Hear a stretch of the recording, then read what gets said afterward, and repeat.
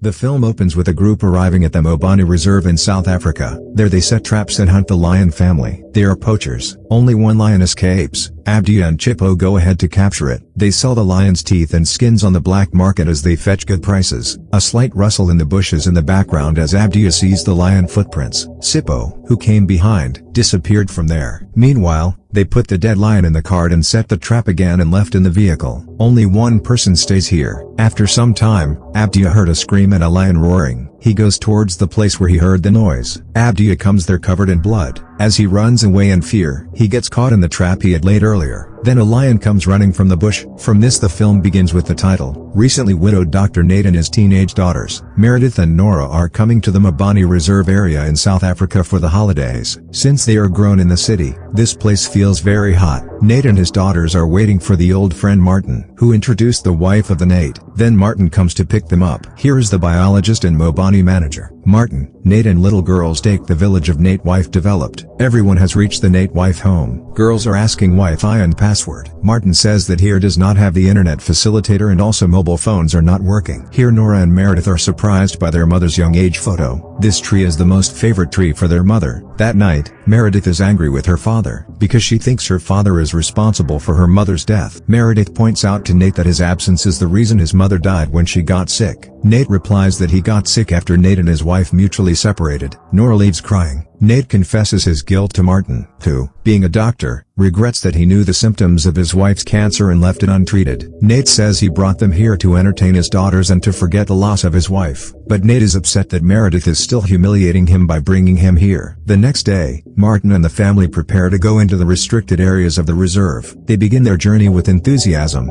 On the way they see many animals and enjoy taking photos. Now they reach an abandoned old schoolhouse. Martin stops by to show them the local lion pride. There he introduces Martin's friend Panji. Panji is there to monitor the activities of the lion. Meredith and Nora are frightened by the lion's roar. Martin explains to them that the male lions are very aggressive in protecting their territory when this lioness goes hunting. Meanwhile, Panji keeps a drug-type gun ready, because if something goes wrong it will make the lion unconscious for 2 hours. Martin walks towards the lions. He is followed by Panji Drank carrying a gun. The lions run and pounce on him and play like pets. There he notices a bullet wound on the legs of a lioness named Nandi. Martin thinks illegal poachers could be to blame. Martin takes them to see a nearby village where the Tsonga community resides. While going there he informs about illegal hunters. On their way, poachers pass unnoticed by the vehicle. Eagles are eating the corpse of the dead lion in that vehicle. Next, they reach the Tsonga community village. Martin warns them not to take photos without their permission, but notice that there is no one here except goats and chickens. After a while Martin warns the girls to get back to the vehicle with some trepidation.